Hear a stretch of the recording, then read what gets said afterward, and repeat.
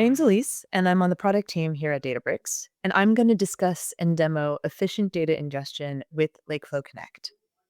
But first, why are we even here today? Well, it's pretty simple. Before you can take advantage of Databricks, you have to access your data. And that data is probably all over the place. You have it in SaaS applications like Salesforce, Workday, ServiceNow. You have databases like SQL Server, Postgres, Oracle. You have file sources, message buses, APIs, and so on.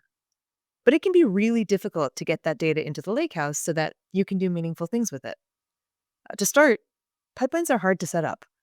For example, SaaS APIs have tons of quirks, and they can be really difficult to ramp up on.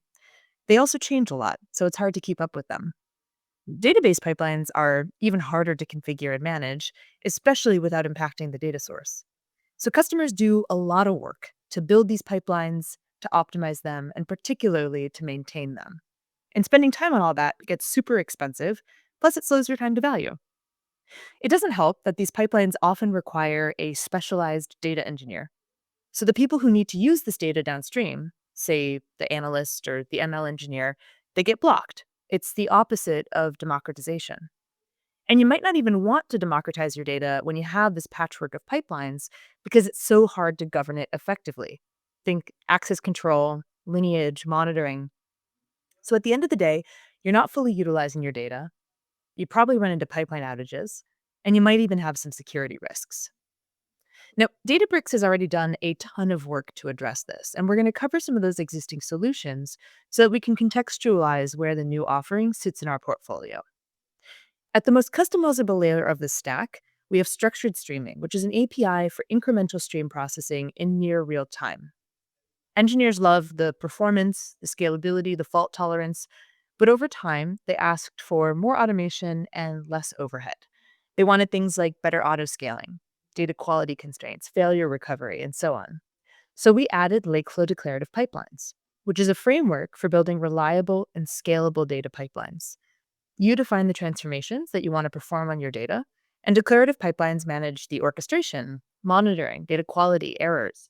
And customers love that it reduced the complexity I've been talking about while also improving the performance of their pipelines. But these days, we're hearing a lot of demand for something that is even easier to set up, even more hands off, especially when dealing with those complex data sources. You don't want to spend your time learning about each of the SaaS APIs and all of their quirks. You don't want to deal with the networking complexity of an on-prem database. You don't want to get paged in the middle of the night because, you maxed out your API limits and now your data pipelines are down. That's why we're introducing managed connectors with Lakeflow Connect. Before we dig into Lakeflow Connect, it's important to note that Databricks Lakeflow is a unified intelligence solution built on top of the data intelligence platform. Lakeflow Connect is one component of this. In short, Lakeflow Connect enables efficient data ingestion into your lakehouse. And there are three things we're most excited about. The first is simplicity and ease of use. You can set up a production-ready pipeline in just a couple of steps. And once you've set a connector up, it's also fully managed with schema evolution, observability, alerts, automated retries, STD type 2, and more. This lowers your maintenance costs, but more generally, it means you get to spend less time moving your data and more time getting value from that data. Lakeflow Connect is also unified with your existing tools, with your governance. And for example, this product is governed by Unity Catalog. It's orchestrated via Lakeflow jobs. It also integrates with Databricks asset bundles for CI/CD and Lakehouse monitoring for data quality. Finally, Lakeflow Connect is efficient, with incremental reads and writes wherever possible. Moreover, since ingestion is just step one, we actually write the data to support incremental processing downstream as it works its way through the medallion architecture. And along the way, it has a super simple, cost-efficient pricing model that's simply based on the compute used by your pipelines. Let's take a look at these managed connectors. I'm going to walk you through pipeline creation in real time. This is not sped up. We're going to start in my Databricks workspace, and to begin ingesting data, I've clicked New and Add Data. Here, I see a couple of the connectors that are already enabled on my workspace. There are actually a bunch more in various stages of preview, and I can get early access by talking to my account team. For this demo, I'm going to click into Salesforce. To start, I'm going to give it a name. Let's call it Elise Demo on the day I'm filming this, and I'm going to give it a location. So even though this is a fully managed service, we don't hide critical event logs and cluster logs from you. So you can be confident that you know what's going on under the hood, even as your pipeline continues to run.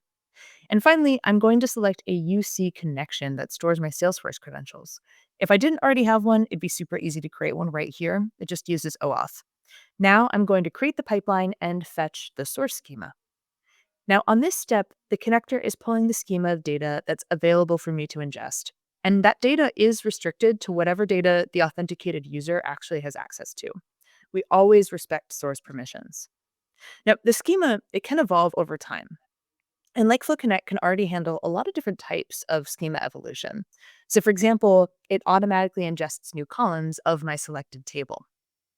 However, it is important to note that schema evolution is a constant work in progress. So, for example, we're currently designing for automated type widening to further expand that coverage. So here my schema is loaded, and I'm just going to select a couple tables to ingest for the purposes of this demo. You'll notice here that I'm actually able to include and exclude specific columns. So if my table has some junk columns that I don't necessarily need to ingest, I can exclude those right here. Next, I'm going to decide where to put that data into my lakehouse. So I can use a destination schema that already exists, or I can create a net new one in line. If you're using our API, you can also write to multiple destinations per pipeline. So for example, sending table A to schema A or table B to schema B. So now I'm going to click through and it'll validate my setup. With this, we're going to move to the next step. And while we wait for my pipeline configuration to validate, I'm going to talk about one more feature you don't see in the UI. That is SCD type 1 and type 2. For most of our connectors, we're actually able to track that history of data over time.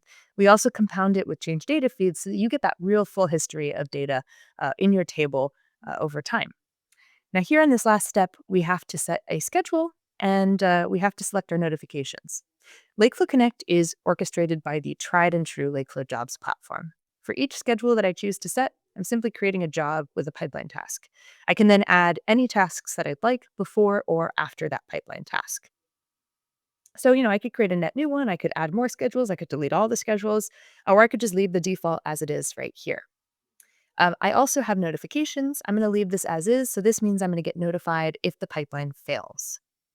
Now the connector is going to run, and we've landed on the pipeline monitoring page. Here, I can monitor the status of my data and my pipelines. You can see the event log that I mentioned right here, so I know what's going on at any given time as the pipeline continues to run.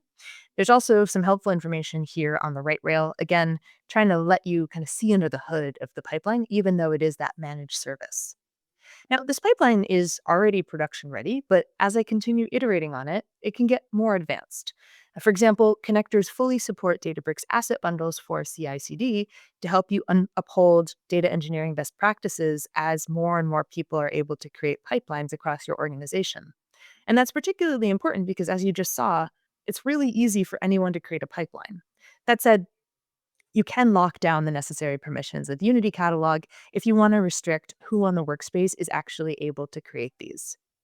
Now, this data is starting to load. We're seeing it updated as that happens. And after this, I can go use the data in a transformation pipeline, in an AI/BI dashboard, or whatever my use case needs. And that's about it. I hope this video helped you learn about Lakeflow Connect, hear about the latest tools we offer for data ingestion, and see how easy it is to use Lakeflow Connect to help you solve your toughest data engineering challenges. For more information, check out our website or dive into the technical documentation, which includes demos and other resources. Or you can try it for yourself. You'll see the Salesforce connector that I just demoed in your Add Data page. In the meantime, thanks for watching Data Engineering on Databricks.